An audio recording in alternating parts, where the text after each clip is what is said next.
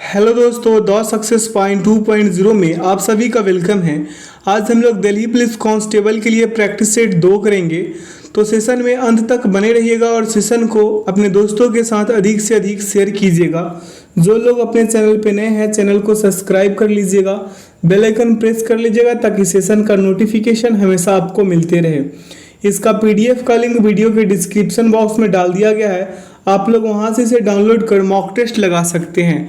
तो आइए इसका पहला क्वेश्चन देखते हैं और साथ ही साथ इसका क्वेश्चन का आंसर साथ साथ लगाते चलिएगा और कमेंट सेक्शन में बताइएगा कि आप लोगों का क्या स्कोर रहा।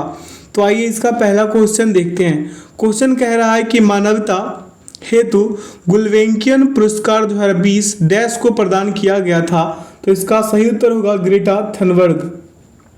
अगला प्रश्न पे चलिए, कह रहा है भारतीय जनगणना 2011 में जनसंख्या में हुई प्रतिशत वृद्धि 2001 की तुलना में लगभग डैश प्रतिशत प्रदर्शित हुई थी। तो इसका सही विकल्प होगा 17.5%। अगला प्रश्न पे चलेंगे, कह रहा है कि निम्नलिखित में से कौन सा कथन गलत है। तो दोमट मृदा का उपयोग घट खिलौने और मूर्तियां बनाने के लिए किया जाता है। देखिए यही जो है क्या है, गलत है, क्योंकि दोमट जो मृदा होती है इसका उपयोग जो है बर्तन और मूर्तियां बनाने में नहीं की जाती है। ठीक है, इसका जो उपयोग है, देखिए चिकनी मिट्टी का जो उपयोग है ये बर्तन और खिलौना में किया जाता है, दोमट मिट्टी का नहीं किया जाता।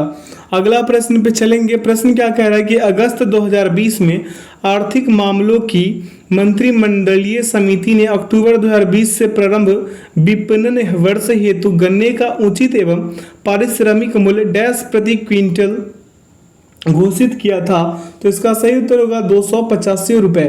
अगला, तृतीयक उपभोक्ता खाद्य श्रृंखला में डैश पोषी स्तर बनाते हैं। कौन पोषी स्तर बनाते हैं? तो चौथा पोषी स्तर बनाते हैं। अगला प्रश्न की भारतीय दंड संहिता की धारा डैश गैर कानूनी सभा हेतु दंड से संबंधित है। तो इसका सही उत्तर होगा धारा 143। भारतीय दंड संहिता की धारा 143 के तहत जो कोई भी एक गैर कानूनी सभा का सदस्य है उसे किसी एक अवधि के लिए कारावास जिसे 6 महीने तक बढ़ाया जा सकता है या जुर्माना या दोनों के साथ दंडित किया जा सकता है। अगला है, जून 2020 में अंतर्राष्ट्रीय मुद्रा कोष ने भारतीय अर्थव्यवस्था में डैश प्रतिशत संकुचन का अनुमान व्यक्त किया था।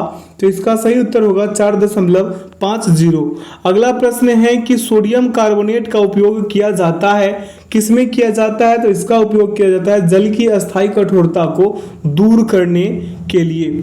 अगला प्रश्न पे चलेंगे, कह रहा है कि बायोगैस के संबंध में निम्नलिखित में से कौन सा कथन गलत है।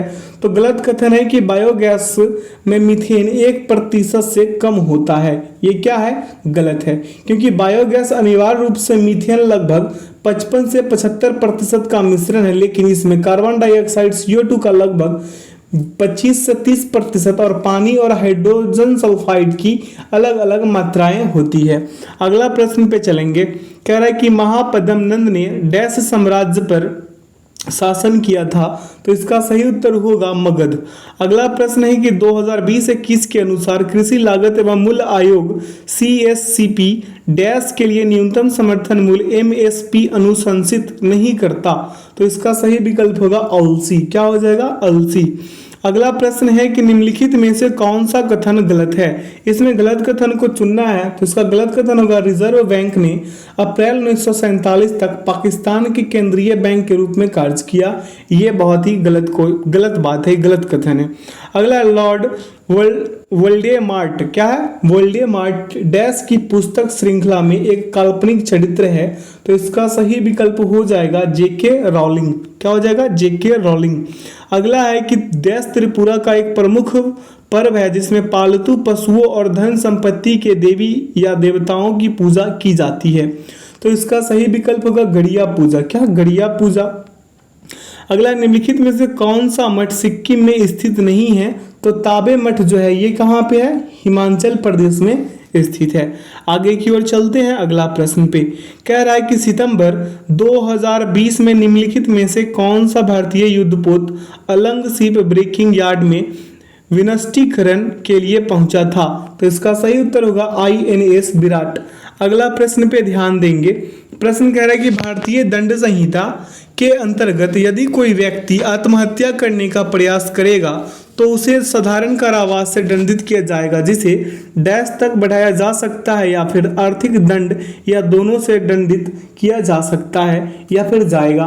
तो इसका सही विकल्प होगा 1 वर्ष। ठीक है, अगला प्रश्न पे चलिए। कह रहा है मृदा की नमी बनाए रखने के लिए जैविक पदार्थ की एक परत से अनावृत भूमि को ढकने की प्रक्रिया को क्या कहा जाता है, आपको बताना है। तो इसका सही उत्तर होगा मल्चिंग कहा जाता है। क्या कहा जाता है इसे? मल्चिंग। आगे की ओर चलेंगे। अगला प्रश्न पे कह रहा है कि बैंकिंग विनियमन अधिनियम 1949 की धारा 25 के अंतर्गत प्रत्येक तिमाही के अंतिम शुक्रवार को व्यवसाय की समाप्ति पर या शुक्रवार को सार्वजनिक अवकाश होने की स्थिति में पूर्ववर्ती कार्य दिवस के व्यवसाय की समाप्ति पर प्रत्येक बैंकिंग कंपनी की भारत में परिसंपत्तियां भारत में इसकी मांग और समय देयताओं के डैश से कम नहीं होना चाहिए। कितना प्रतिशत से कम नहीं होना चाहिए? तो इसका सही विकल्प हो जाएगा 75%। अगला प्रश्न पे चलिए। कह रहा निम्नलिखित में से कौन सा पशु वैदिक भारत में अश्वमेध अनुष्ठान से संबंधित था? तो इसका सही उत्तर होगा घोड़ा। अगला निम्नलिखित में से कौन सा शब्द गजल के दोहे को निरूपित करने वाला शब्द नहीं है? तो इसका सही उत्तर होगा मांड या मंड। क्या? मांड या मंड। अगला है कि निम्नलिखित में से कौन सा शब्द नदियों से संबंधित नहीं है? तो नदियों से संबंधित कौन सा शब्द नहीं है ये आपको बताना है। तो उत्खंड। क्या? उत्खंड जो है, होस्ट जो है, यह अपेक्षाकृत उच्च खड़े क्षेत्र को संदर्भित करता है जो सामान्य भ्रंशों के खिसकाव से बनता है। अगला है कि डैश राजा समुद्रगुप्त के दरबार में एक कवि और मंत्री थे। तो इसका सही उत्तर हो जाएगा हरिसेन राजा समुद्रगुप्त के दरबार में एक कवि और मंत्री थे। अगला है कि बिछुआ के पौधे की पत्तियां, क्या? बिछुआ की पौधे की पत्तियां मेथनोइक अम्ल स्रावित करती है जिसे छूने पर दर्द होता है। अगला है कि डैश एक तमिल पर्व है जिसमें मंदिर की मूर्तियों को एक अनुष्ठानिक स्नान कराने के लिए एक जुलूस में शोभा यात्रा द्वारा एक जल निकाय तक ले जाया जाता है। तो इसका सही उत्तर होगा मासी मागम। क्या होता है इसका सही उत्तर? मासी मागम। अगला है द डिसाइपल चैतन्य मनहाने, सॉरी माफ कीजिएगा, तमहाने। क्या है? तमहाने की डैश में एक पुरस्कार विजेता फिल्म है। तो इसका सही विकल्प हो जाएगा मराठी। क्या हो जाएगा? मराठी। अगला है कि आर्थिक सर्वेक्षण डैश में आर्थिकी को भोजन की थाली से संबंधित करने के प्रयास में थैलीनॉमिक्स की अवधारणा प्रस्तुत की गई थी। तो इसका सही उत्तर होगा 2019 से 20। माफ कीजिएगा, क्या होगा इसका उत्तर? 2019 से 20। अगला है कि निम्नलिखित में से कौन सा अधिनियम भारतीय न्यायालयों के न्यायाधिकार क्षेत्र से बाहर रखकर भारत में कानून की प्रक्रिया से बचने वाले अपराधियों को निरुद्ध करने के लिए उपाय प्रदान करता है? तो इसका सही उत्तर होगा भगोड़ा आर्थिक अपराधी अधिनियम 2018। अगला प्रश्न है कि मुस्लिम महिला यानी कि वैवाहिक अधिकारों का संरक्षण अधिनियम 19 सितंबर डैश को प्रभावित हुआ था। किस वर्ष में प्रभावित हुआ था? तो ये हुआ था 2018 में। कब हुआ था? 2018 में। अगला बैंकिंग विनियम अधिनियम 1949 की धारा डैश भारत में विनिगमित किसी बैंकिंग कंपनी को अपने बोर्ड में किसी ऐसे व्यक्ति को निदेशक नियुक्त करने से निषिद्ध करती है जो किसी अन्य बैंकिंग कंपनी का निदेशक हो। तो इसका सही उत्तर हो जाएगा 16। क्या? धारा 16। आगे की ओर चलेंगे। अगला प्रश्न पे ध्यान देते हैं। कह रहे काल्पनिक नगर मालगुडी डैश द्वारा लिखित कहानियों में वर्णित किया गया था। तो इसका सही उत्तर होगा RK नारायण। ठीक है। अगला प्रश्न है कि पाणिनि कौन थे? तो पाणिनि जो है ये थे एक विद्वान जिन्होंने संस्कृत भाषा का व्याकरण तैयार किया था। अगला प्रश्न है कि अगस्त 2020 में निम्नलिखित में से किस खिलाड़ी को राजीव गांधी खेल रत्न से सम्मानित किया गया था? तो इसका सही उत्तर होगा मनिका बत्रा। अगला प्रश्न है कि डैश अपने पिता और बड़े भाई की मृत्यु के बाद थानेसर का राजा बना था। तो इसका सही उत्तर हो जाएगा हर्षवर्धन। अगला निम्नलिखित में से कौन सा पुरातात्विक स्थल गुजरात राज्य के बाहर स्थित है? तो इसका सही उत्तर होगा राखीगढ़ी। क्या? राखीगढ़ी हरियाणा राज्य के हिसार जिले का एक गांव है। आगे की ओर चलेंगे। कह रहा है कि भारत की संविधान सभा में मौलिक अधिकारों, अल्पसंख्यकों एवं जनजातीय व बहिष्कृत क्षेत्रों से संबंधित सलाहकार समिति के अध्यक्ष डैश थे। कौन थे? तो वल्लभ भाई पटेल। अगला है, विश्व मौखिक स्वास्थ्य दिवस प्रतिवर्ष डैश को मनाया जाता है? तो इसका सही उत्तर हो जाएगा 20 मार्च को। कब मनाया जाता है? 20 मार्च को मनाया जाता है। अगला, अगस्त 2020 तक की स्थिति के अनुसार ग्राहम रीड भारतीय पुरुषों की डैश टीम के मुख्य कोच हैं? तो इसका सही उत्तर क्या हो जाएगा? हॉकी। क्या हो जाएगा? हॉकी। अगला, दीर्घ निकाय डैश के प्रवचनों का एक संग्रह है? तो इसका सही उत्तर हो जाएगा बौद्ध। अगला प्रश्न पे ध्यान केंद्रित कीजिए। कह रहा है केंद्रीय बजट 2020-21 में घोषित किसान रेल योजना के अंतर्गत प्रथम रेल परिवहन सेवा डैश को प्रारंभ हुई थी? तो इसका सही उत्तर होगा 7 अगस्त 2020। अगला प्रश्न है कि प्रवासी रोजगार डैश की एक पहल है जो नौकरी के इच्छुक लोगों को उपयुक्त नियोक्ताओं से जोड़ने की आवश्यकता पूर्ति करती है? तो इसका सही उत्तर होगा सोनू सूद। क्या? सोनू सूद। अगला है कि इनाम गांव उत्खनन स्थल डैश नदी के किनारे स्थित है? तो इसका सही विकल्प क्या हो जाएगा? घोड़। क्या हो जाएगा? घोड़। यहाँ पे जो इनाम गांव महाराष्ट्र में स्थित हड़प्पा के बाद का एक कृषि प्रधान गांव और पुरातात्विक स्थल है। आगे की ओर चलते हैं अगला प्रश्न पे। कह रहा अगस्त 2020 में जर्मन फुटबॉल दिग्गज बोरुसिया डॉर्टमुंड के साथ निम्नलिखित में से किस फुटबॉल क्लब ने 2 साल की साझेदारी गठित की है? तो इसका सही उत्तर होगा हैदराबाद एफसी। क्या हो जाएगा? हैदराबाद एफसी हो जाएगा इसका सही उत्तर। अगला प्रश्न है कि मैदानों के विषय में निम्नलिखित में से कौन सा कथन गलत है? तो इसका गलत कथन है कि भारतीय गंगा का मैदान भारत का सबसे विरल जनसंख्या वाला क्षेत्र है। अगला प्रश्न पे चलेंगे। प्रश्न क्या कह रहा है कि बीसीसीआई ने अगस्त 2020 में इंडियन प्रीमियर लीग आईपीएल के 2020 संस्करण के शीर्षक प्रायोजक के रूप में डैश की घोषणा की? किसकी घोषणा करी? तो इसका सही उत्तर होगा ड्रीम 11। अगला है वेसर शब्द निम्नलिखित में से किससे संबंधित है? तो वेसर जो है मंदिर वास्तुकला, नागर, वेसर, द्रविड़, ये सब जो शैली है किसका है? मंदिर से संबंधित है। अगला निम्नलिखित में से कौन सा शब्द शहद के उत्पादन से जुड़ा है? तो इसका सही उत्तर क्या हो जाएगा? मधुमक्खी पालन। अगला निम्नलिखित में से कौन सी नृत्य शैली हरियाणा से संबंधित है? तो हरियाणा से संबंधित फाग है। क्या है? फाग नृत्य।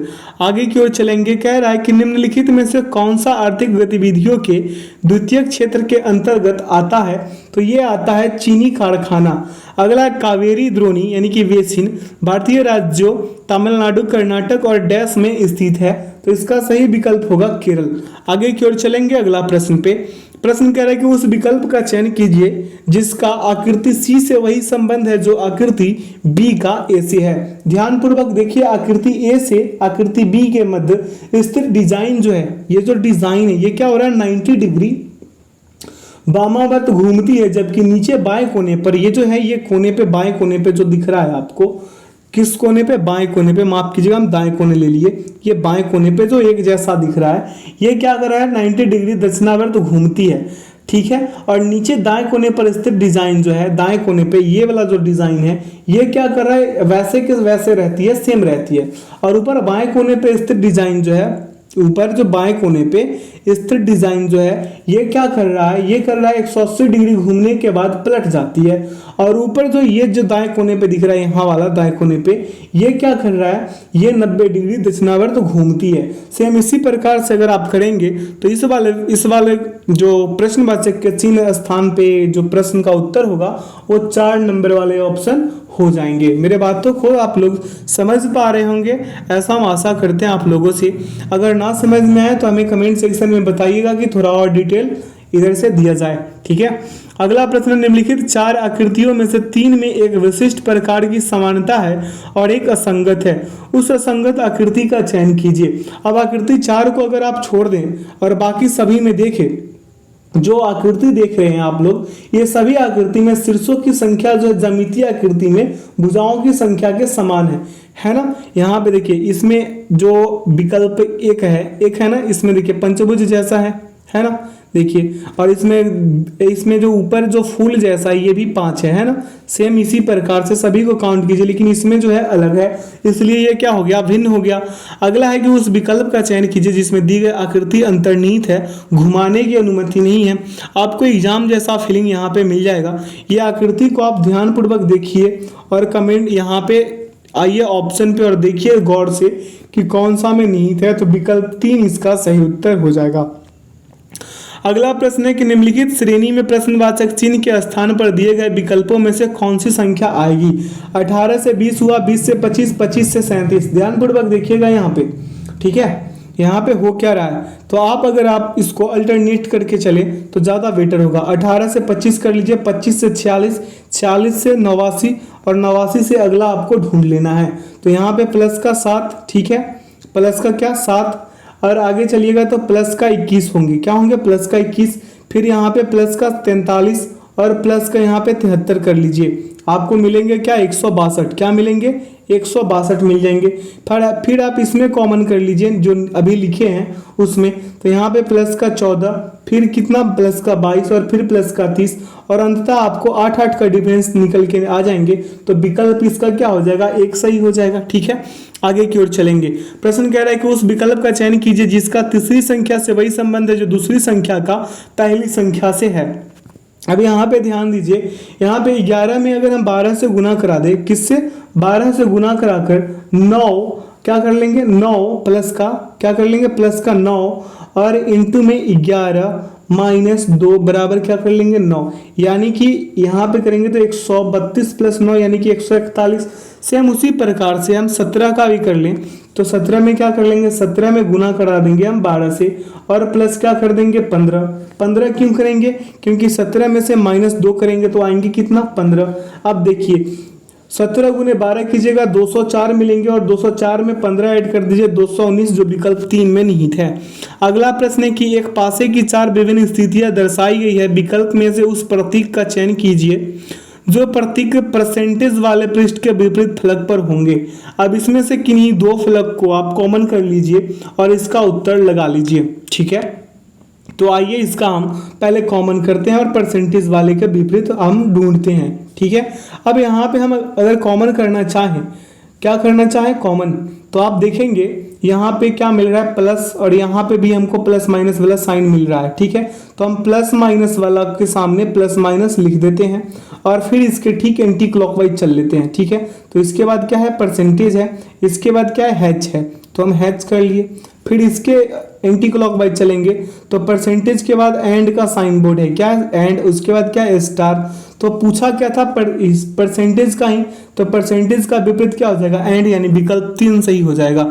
अगला, निम्नांकित 4 आकृतियों में से 3 एक विशिष्ट प्रकार की समानता है और एक असंगत है, उस असंगत आकृति की चयन कीजिए। अब यहाँ पे असंगत आकृति इसमें से चुनना है। अगर आप ध्यान से देखें तो इसका जो आकृति 3 जो है ये क्या है, अलग है। अब क्यों अलग है बताते हैं। देखिए, अन्य सभी आकृति में समान आकार की 2 समान डिजाइन एक दूसरे को काटती है, लेकिन देखिए यहाँ पे जो समान डिजाइन है, यहाँ पे भी समान डिजाइन, यहाँ पे भी समान डिजाइन, यानी लेकिन इसमें क्या हो रहा है, समान डिजाइन नहीं है जो एक दूसरे को काट सके। अगला प्रश्न है कि यदि इक्वालिटी को इतना इतना के रूप में और कन्फर्म को इतना संख्या के रूप में कूटबद्ध किया जाता है तो रिसोर्स को कैसे कूटबद्ध किया जाएगा। तो यहाँ पे आपको करना क्या है, सभी का स्थानीय मान को लिखना है और वो भी विपरीत कर, क्या करके विपरीत। जैसे सभी को करना क्या है, देखिए ई का है ना, ई का हम एग्जाम्पल से समझा देते हैं। ई का स्थानीय मान 5, तो हम यहाँ पे 27 - 5 कर लेंगे, मिल के जाएंगे 22। समझ रहे हैं आप। अब देखिए Q का स्थानीय मान कितना है 17। ठीक है, अब इसको करना क्या है, आपको देखना ये है, आपको यहाँ पे क्या करना है कि 1 + 7 कर देना है, क्या मिल जाएगा 8। फिर U का कर ले, U का कर लीजिएगा तो U का स्थानीय मान 21, यानी कि 2 + 1 यानी कि क्या हो जाएंगे 3। आप समझ रहे हैं मेरे बातों को, क्या हो रहा है यहाँ पे, यानी कि पहला जो AEIOU है ना, इसको क्या किया गया, घटाया जोड़ा गया, क्या किया गया है, घटाया और जोड़ा गया है। जो वॉवेल है ना उसको घटाया और जोड़ा गया है, बाकी सभी को क्या किया गया है, सभी का स्थानीय मान को जोड़ दिया गया है, शायद ऐसा ही कुछ है। ठीक है, तो इसको जब कीजिएगा तो इसका सही विकल्प क्या निकल के आएंगे, विकल्प 1। ठीक है, आगे की ओर चलेंगे। अगला प्रश्न पे कह रहा है उस समुच्चय का चयन कीजिए जिसकी संख्याओं के मध्य वही संबंध है जो नीचे दिए गए समुच्चय की संख्याओं के मध्य है। अब यहाँ पे देखिए 7 है, 7 में +3 कीजिए और गुणा करा दीजिए 3 से, तो क्या हो जाएगा, 7 में +3 कीजिएगा तो 10 और गुणा कराइएगा 3 से तो 30 मिल जाएंगे। और इस 30 में क्या करना है, 30 में ये जो 30 आया इस 30 में गुना करा देना है 5 से और माइनस कर देना है 7, आपको क्या मिल जाएगा, 143। सेम इसी प्रकार से अगर हम विकल्प में ढूंढे और करना चाहे तो विकल्प 1 में ही इसका सही उत्तर निकल के आ जाएंगे। ठीक है, आगे की ओर चलते हैं। प्रश्न कह रहा है कि जब एक सैनिटाइजर की बोतल के विक्रय मूल्य में 185 रुपए की वृद्धि हो जाती है तो 26% की हानि 24% के लाभ में बदल जाती है। वस्तु का क्रय मूल्य ज्ञात कर लीजिए। अब यहाँ पे क्या करना है, 26 + 24 बराबर कितना, 50। कितना कर लेंगे हम, 50 कर लेंगे, कोई दिक्कत।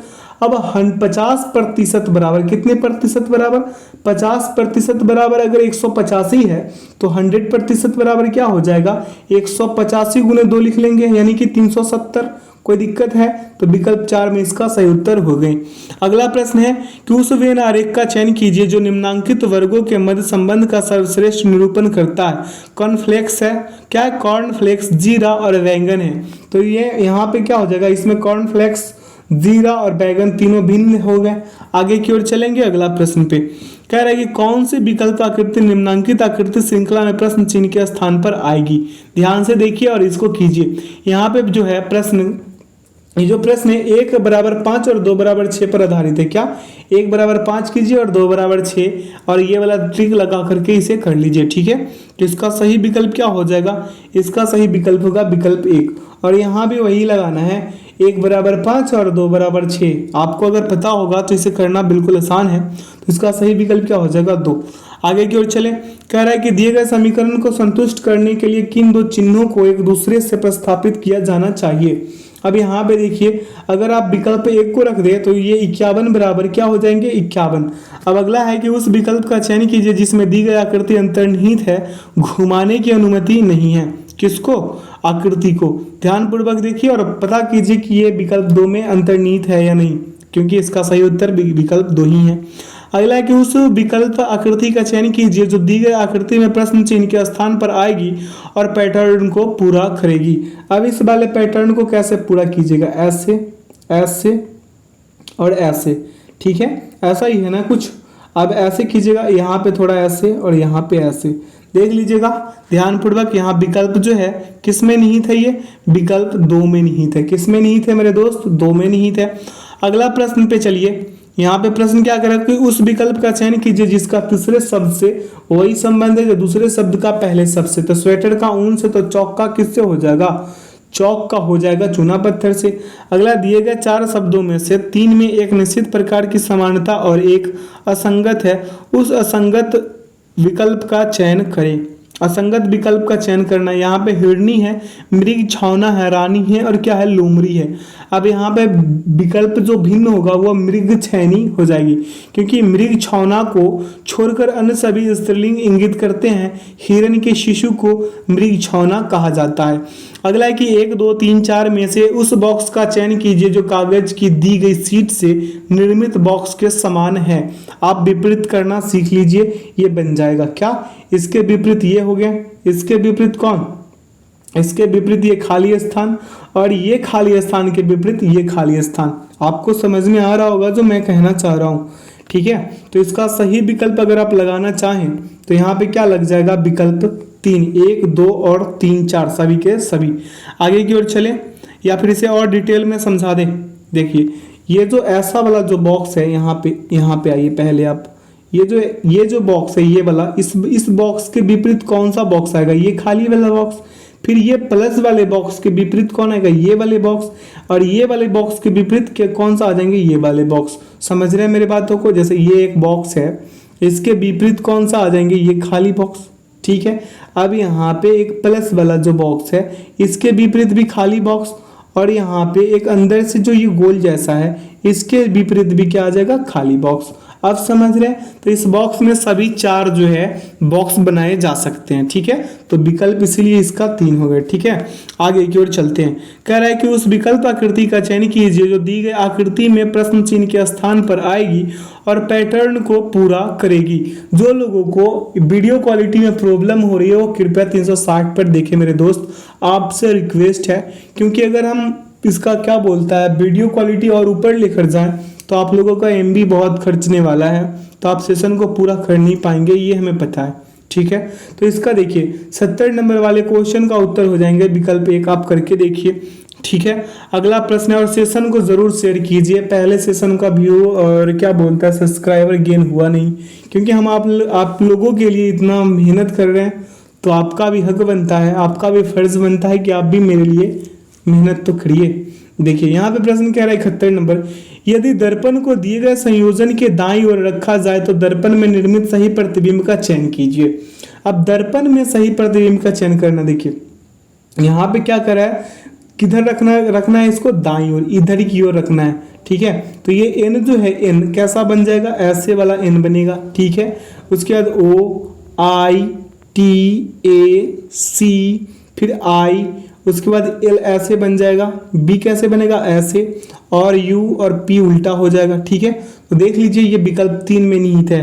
ठीक है, अगला प्रश्न है कि एक कागज को निम्नांकित चित्र के अनुसार मोड़ा और काटा गया है, इस कागज को खोलने पर यह कैसा दिखाई देगा। ध्यानपूर्वक देखिए, कागज को जब भी खोले तो ऐसे विपरीत करके, ये पहले इधर फिर इधर फिर इधर। ठीक है, जब खोलिएगा तो इसका सही विकल्प क्या हो जाएगा, विकल्प 4। आगे की ओर चले, अगला प्रश्न पे कह रहा है कि निम्नलिखित श्रेणी में प्रश्नवाचक चिन्ह के स्थान पर दिए गए विकल्पों में से कौन सी संख्या आएगी। अब देखिए यहाँ पे 13 वाला कहानी है, यानी 13, उसके बाद क्या है 15, उसके बाद 27। देखिए यहाँ 0 का डिफरेंस, फिर 2 का, फिर कितने का 12 का, फिर कितने का 20 का। ठीक है, 20 का, उसके बाद फिर कितने का है 30 का है। ठीक है, कितने का है 30 का, यहाँ पे तो 20 का ही है ना। देखिए 12, पहले 2, माफ कीजिएगा हम फिर से करा दें इसको, पहले यहाँ पे 0 का डिफरेंस तो हम लिख लिए 0, फिर यहाँ पे कितने का 2 का तो हम 2 लिख लिए, फिर यहाँ पे 12 का तो 12, फिर यहाँ पे 20 का, फिर अगले में भी 20 का है, फिर अगले में कितने का है 30 का है, अगले में कितने का है, यहाँ से 97 से 153 यानी 56 का डिफरेंस है। अब अगले में कितने का कीजिएगा 72 का, तो कितने आ जाएंगे 252। फिर आगे चलिएगा तो अल्टरनेटिव चलिएगा, अब इसमें आप क्या कर लीजिए, इसमें भी कॉमन कीजिएगा तो 2 का, फिर 10 का, 8 का, 0, फिर 10, 26, 16। अब यहाँ पे मेरा कहने का मतलब ये है कि 10 में से -2 हो रहा है तो 8, फिर 10 माइनस कितना कर लीजिए, यहाँ पे 10 - 2 + 8 कीजिएगा तो फिर क्या मिल जाएंगे 0। ऐसे वाले पैटर्न से बनाइए, इसका सही उत्तर कितना आएंगे 225, माफ कीजिएगा कितना आएंगे इसका सही उत्तर 225 आ जाएंगे, हम 252 बोल दिए थे, ये गलत है। आगे की ओर चलते हैं, कह रहा है कि समान रूप से ज्ञात तथ्यों पर ध्यान न देते हुए निम्नांकित कथनों को पढ़े और दिए गए 4 विकल्पों में से उस वेन आरेख का चयन करें जो दिए गए कथनों का सही निरूपण करता है। अब यहाँ पे देखिए क्या कह रहा है कि सभी फ्लास्क छन्ने हैं। ये क्या है फ्लास्क, ये फ्लास्क वाला पार्ट हो गया, फ्लास्क को हम F से डिनोट कर देते हैं। अब क्या कह रहा है सभी फ्लास्क छन्ने हैं, तो फ्लास्क क्या है छन्ने, तो छन्ने को हम CH से कर देते हैं समझने के लिए। ठीक है, अब देखिए सभी छन्ने क्या है कटोरे हैं, सभी छन्ने क्या है कटोरे हैं, तो कटोरे को हम K से कर देते हैं। इतना तो समझ गए। ये फिगर आप क्या कर लीजिए, ये फिगर को माइंड में रीड कर या फिर कॉपी पे बनाकर रख लीजिए ताकि यहाँ पे विकल्प लगाना आसान हो। देखिए कौन सा विकल्प में जैसा हम बनाए थे वो कौन से विकल्प में है, तो विकल्प 2 में निहित है। आगे की ओर चलिए, कह रहा है उस विकल्प का चयन कीजिए जिसका आकृति C से वही संबंध है जो आकृति B का आकृति A से है। अब यहाँ देखिए आकृति A से आकृति B में मुख्य डिजाइन जो है 90 डिग्री दक्षिणावर्त घूमती है तथा शीर्ष पलट जाती है। ये 90 डिग्री दक्षिणावर्त घूमती है और शीर्ष क्या होता है पलट जाती है। सेम उसी प्रकार से अगर आप करें तो विकल्प 3 इसका सही उत्तर हो जाएंगे। अगला प्रश्न है कि उस समचतुर्भुज का क्षेत्रफल वर्ग सेंटीमीटर में कितना होगा जिसकी भुजा 10 सेंटीमीटर और छोटा विकर्ण 12 सेंटीमीटर है। आप अगर बनाना चाहें समचतुर्भुज तो कैसा वाला बनाइएगा, ऐसे ही बनाइएगा ना मेरे दोस्त। ध्यानपूर्वक देखिए, यहाँ पे ये कितना, ये केंद्र ओ, ये 6 हो जाएगा। पहले हम ए बी से कर ले denote, A B C D, ठीक है। ये कितना है, 10 सेंटीमीटर है। अब यहाँ पे त्रिभुज ए ओ बी में करेंगे तो ओ ए बराबर क्या हो जाएगा, रूट अंडर ओ ए बराबर root under A B square और माइनस ओ बी स्क्वायर। कोई दिक्कत है? तो यहाँ पे रूट अंडर 10 का स्क्वायर और माइनस 6 का स्क्वायर कीजिएगा तो आएंगे कितना, 8 सेंटीमीटर आ जाएंगे ना, 8 सेंटीमीटर आएंगे। अब AC बराबर करेंगे तो 8 गुने 2 यानी कि 16 सेंटीमीटर। अब समचतुर्भुज का क्षेत्रफल निकालिएगा तो ए हाफ इंटू AC गुणे क्या हो जाएगा, BD, यानी कि 1/2 गुने 16 गुने क्या हो जाएगा 12, यानी 8, 12 8 96, 96 कहाँ पे है, विकल्प 4 में है। आगे की ओर चले, करा तीन वस्तुओं को प्रति वस्तु 200 रुपए के मूल्य में खरीदा गया। उनमें से एक को 12.5% की हानि पर बेच दिया गया। यदि अन्य दो वस्तुओं को उस मूल्य पर बेचा गया हो जिससे पूरे सौदे में 20% का लाभ हुआ है तो दो वस्तुओं पर होने वाला लाभ प्रतिशत ज्ञात कर लीजिए। अब यहाँ पे आपको करना यह है कि तीन वस्तुओं का कुल क्रय मूल्य निकालिएगा तो कितना हो जाएंगे, 600 हो जाएंगे, यानी कि 3 गुने 200 की जगह 600। 20% लाभ निकालिएगा तो 600 का 20 यानी 120, यानी कि 600 गुने क्या कर लीजिए 120/100, यानी आ कितने जाएंगे 720 आ जाएंगे। यानी 12.5% हानि पर, यानी 200 का 87.5%, यानी 200 गुने 87.5/100 कीजिएगा तो आएंगे कितना 175, यानी कि 720 में से माइनस कर दीजिएगा 175 तो 545 आ जाएंगे। कितने, 545, यानी प्रतिशत लाभ निकालिएगा तो 545 माइनस 400 और बट्टा में क्या हो जाएगा 400 और गुन्ने में 100। अब इसे काट पीट मचाइए 36.25 उत्तर आ जाएंगे। कोई दिक्कत नहीं होना चाहिए आप लोगों को। अगला है कि बी की तुलना में ए 5 गुना कार्यकुशल है और इसलिए ए एक कार्य को पूरा करने में बी से 52 दिन कम लेता है। यदि वे दोनों एक साथ कार्य करें तो वह कार्य कितने दिनों में पूरा हो जाएगा। ए रेशियो बी, क्या ए रेशियो बी। अब ए 5 गुना कुशल है किससे, बी से, यानी कि 1 और इसका समय कितना हो जाएगा 1:5 और इसका इफिशियंसी कितना हो जाएगा 5:1 और समय बराबर, यानी टी बराबर कितना हो जाएगा 1:5। तो हम यहाँ पे 5k माइनस के बराबर 52 लिख ले, कोई दिक्कत नहीं होना चाहिए। अब 4k बराबर 52, यानी कि k बराबर 52/4, तो 13 चौके 52 यानी 13 आ गया। ए द्वारा लिया गया समय कितना हो जाएगा 13 दिन।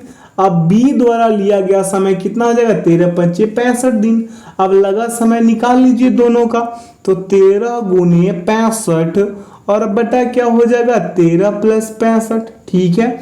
यानी कि 13 गुने 65 और बटा में 65 गुने 65 + 13 किए थे तो कितना होगा 78। काट पीट मचा दीजिए, उत्तर आ जाएंगे 10.5/6 जो विकल्प 2 में निहित है।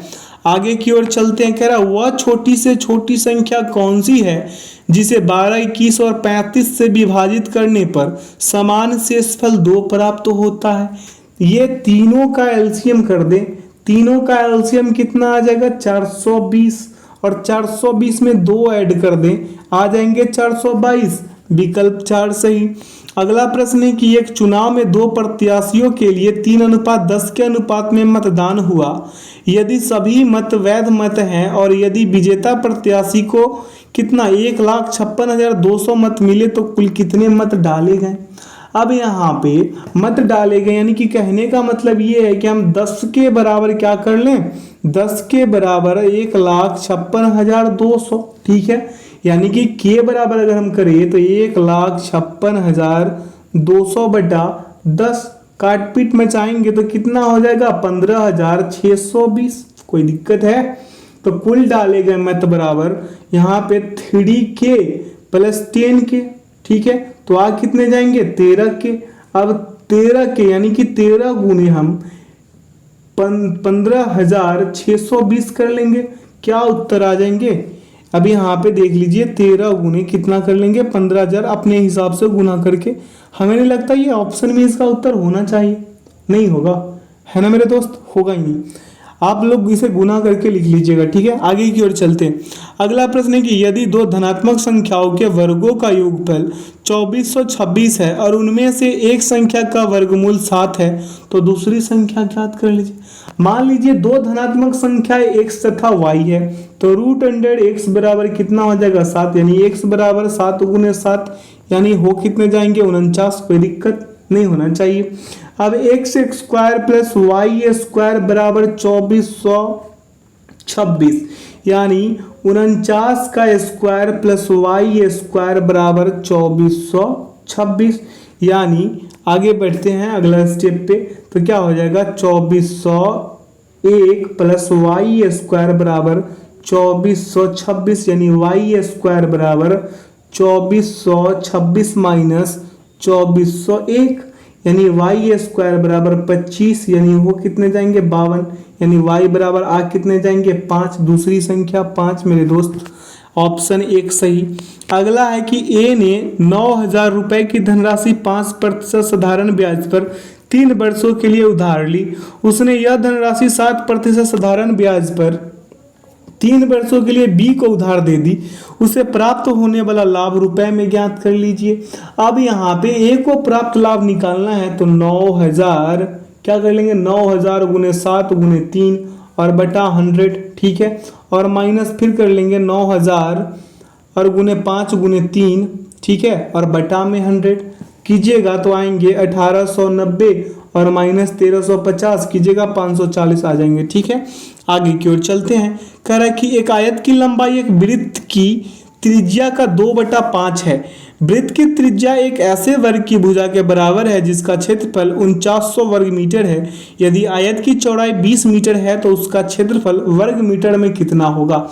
तो वृत्त की त्रिज्या बराबर वर्ग की भुजा, यानी 4900 बराबर कितना हो जाएगा 70 मीटर, यानी आयत की लंबाई 70 का 2/5, 70 का अगर हम क्या कर ले 2/5, यानी 14 25 70, 14 दूना 28 मीटर, कितने 28 मीटर। अब आयत की चौड़ाई कितना 20 मीटर, तो आयत का क्षेत्रफल लंबाई गुने चौड़ाई, यानी 28 गुने 20 कर लीजिए, उत्तर आ जाएंगे 28 गुने अगर आप 20 करते हैं तो 560 कहीं पे दिख रहा है, विकल्प 4 सही। अगला प्रश्न है, इस प्रश्न को आप लोग खुद कीजिएगा, इसका आंसर 1 आ जाएंगे, ठीक है। आगे की ओर चलते हैं। प्रश्न कह रहा है कि चीनी की कीमत में प्रति किलो 25% की कमी होने के कारण राधा 1200 रुपये में 10 किलो चीनी अधिक चीनी खरीद सकती है। चीनी की प्रति किलो मूल्य रुपए में ज्ञात कर लीजिए। अब मान लीजिए कि चीनी का मूल्य कितना है 1 किलोग्राम रुपए है, क्या है 1 किलोग्राम रुपए है। अब यहाँ पे चीनी की नई कीमत x का किसका x का 75%, यानी 75x बटा 100, क्या 75x बटा 100 बराबर 3x बटा 4। अब इसे सॉल्व कीजिएगा, आएंगे कितना, इसे सॉल्व कीजिएगा तो आपको मिल जाएंगे 40 रुपए, कितना मिल जाएंगे 40 रुपए, ठीक है। आगे की ओर चले। कह रहा है यदि किसी वृत्त की त्रिज्या में 10% की वृद्धि की जाए तो उसके क्षेत्रफल में कितने प्रतिशत की वृद्धि होगी। तो देखिए क्षेत्रफल में प्रतिशत वृद्धि कहाँ है ना, तो 10 प्लस 10 गुने 10 और बटा में क्या कर लीजिए 100%, 0 से 0 साफ, यानी कि 21 आ जाएंगे, कितने आ जाएंगे 21% कहीं दिख रहा है, विकल्प 4 में। आगे की ओर चलिए। कह रहा है कि एक दुकानदार अपनी वस्तुओं पर क्रय मूल्य से 20% अधिक मूल्य अंकित करता है। वह उनसे 3/4 वस्तुओं को अंकित मूल्य पर बेच देता है और शेष को अंकित मूल्य पर 30% की छूट देकर बेचता है। उसका लाभ या हानि प्रतिशत ज्ञात कर लीजिए। लाभ या हानि प्रतिशत पूछा है। मान लीजिए कि वस्तु का क्रय मूल्य कितना 100 रुपया, कितना 100 रुपए, कोई दिक्कत। अब अंकित मूल्य कितना हो जाएगा, अंकित मूल्य हो जाएगा 120, तो 3/4 वस्तु का विक्रय मूल्य क्या हो जाएगा 3/4 गुने 120, ठीक है। तो कितना हो जाएगा यहाँ पे हो जाना चाहिए 20 कितना है, इसको काटिएगा तो कितने आ जाएंगे, इसको काटिएगा तो 30 चौके 120, ठीक है, 4 तिया 12, 30 चौके 120, तो 30 तिया 90 हो गए, कितने हो गए 90। तो 1/4 वस्तु का विक्रय मूल्य निकालिएगा तो 1/4 गुणे 120 का कितना 70% का कितना 70%। तो यहाँ पे अगले स्टेप पे अगर हम करना चाहे तो 1/4 गुणे 120 गुणे 70/100, क्या है 100, 2 जीरो से 2 जीरो शेष। अब गुना कराकर लिख लीजिएगा तो कितने आ जाएंगे 19 + 21, इतने इसको सॉल्व कीजिएगा तो आएंगे आपसे 21, क्योंकि 4 तिया 12 और 7 तिया 21, ठीक है। अब देखिए 90 + 21 कीजिएगा ऐड तो 111, अब 111 में से 100 घटा दीजिए, 11% क्या हो जाएगा 11% इसे लाभ हो जाएगा। अगला प्रश्न है कि इन संख्याओं का औसत 36 है, क्या इन संख्याओं का औसत क्या है 36 है। यदि 75% संख्याओं में से प्रत्येक में 5 की वृद्धि कर दी जाए और शेष संख्याओं में 8 की कमी कर दी जाए तो संख्याओं का नया औसत क्या होगा।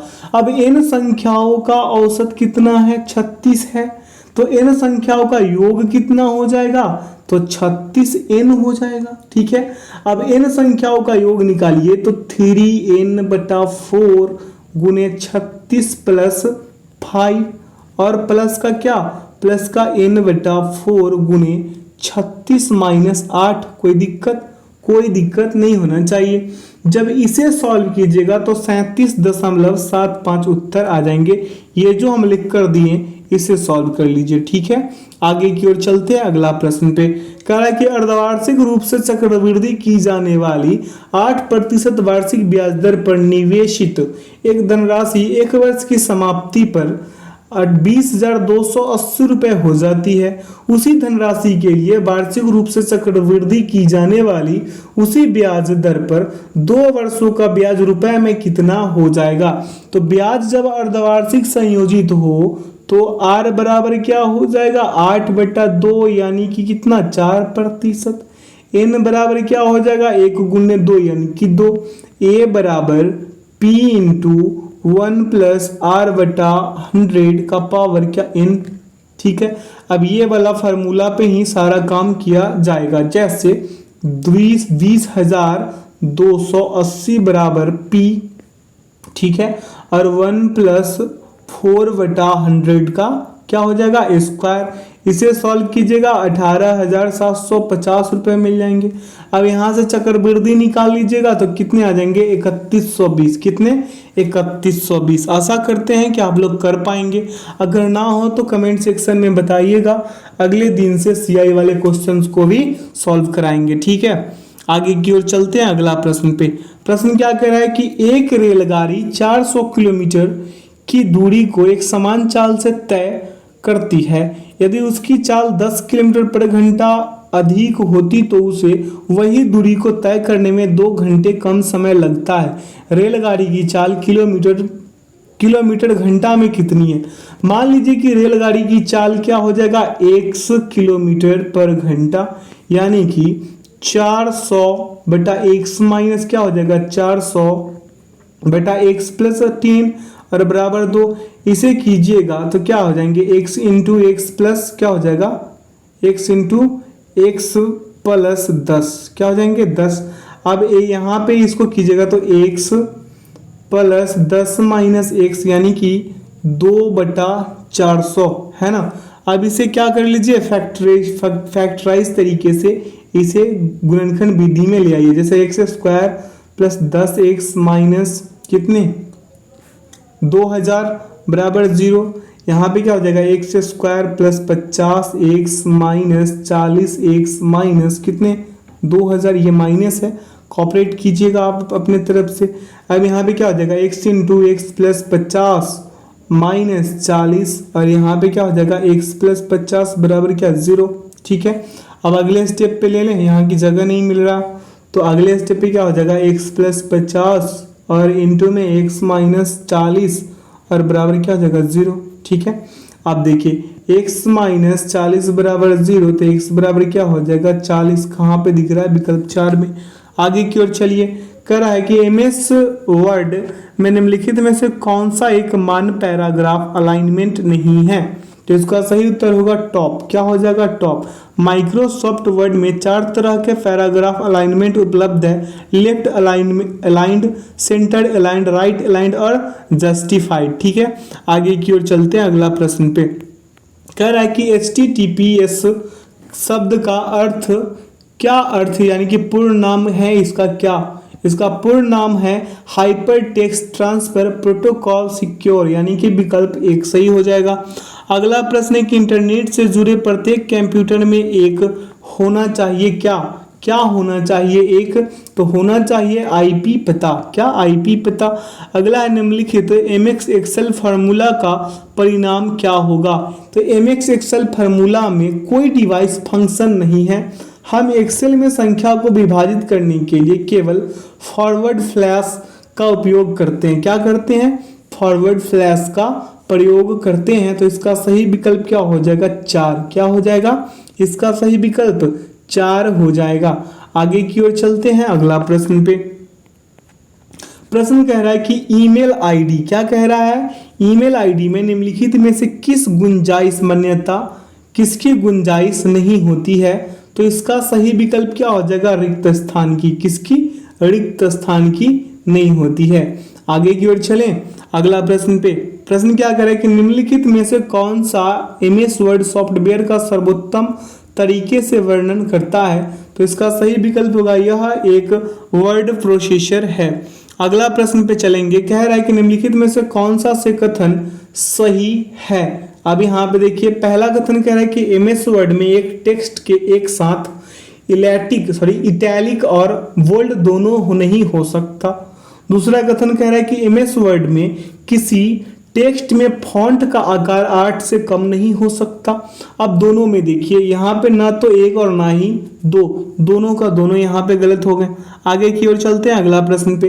कह रहा है कि MX एक्सेल वर्कशीट की किसी सेल को एडिट करने के लिए निम्नलिखित में से कौन सी फंक्शन की कुंजी का उपयोग किया जा सकता है? तो इसका सही उत्तर होगा F2 का। किसका? F2 का। अगला, MS वर्ड में किसी डॉक्यूमेंट के सभी कंटेंट का चयन करने के लिए निम्नलिखित में से किस कीवर्ड शॉर्टकट का उपयोग किया जाता है? आप लोग तो जो लैपी भी चलाते होंगे ना, इसे करना आसान है, Ctrl+A। ठीक है, इस सेशन का आखिरी प्रश्न है कि MS एक्सेल में एक वर्कबुक में कम से कम डैश वर्कशीट होना चाहिए।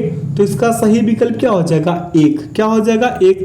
आशा करते हैं आज के सेशन से आप लोगों को काफ़ी कुछ सीखने को मिला होगा। तो जो लोग चैनल पे नए हैं मेरे दोस्त, चैनल को सब्सक्राइब कर लीजिए, बेल आइकन को प्रेस कर लीजिए ताकि सेशन का नोटिफिकेशन हमेशा आपको मिलते रहे। और अपने सब्सक्राइबर एवं व्यूअर से रिक्वेस्ट है कि आप सेशन को अपने मित्र एवं दोस्तों के साथ अधिक से अधिक शेयर कीजिएगा। यहाँ पे आंसर की डाल दिया गया है ताकि आप लोग मॉक टेस्ट लगाएं तो कोई परेशानी ना हो। तो वीडियो में अंत तक बने रहने के लिए बहुत बहुत धन्यवाद। Thanks for watching the video. जय हिंद, जय भारत।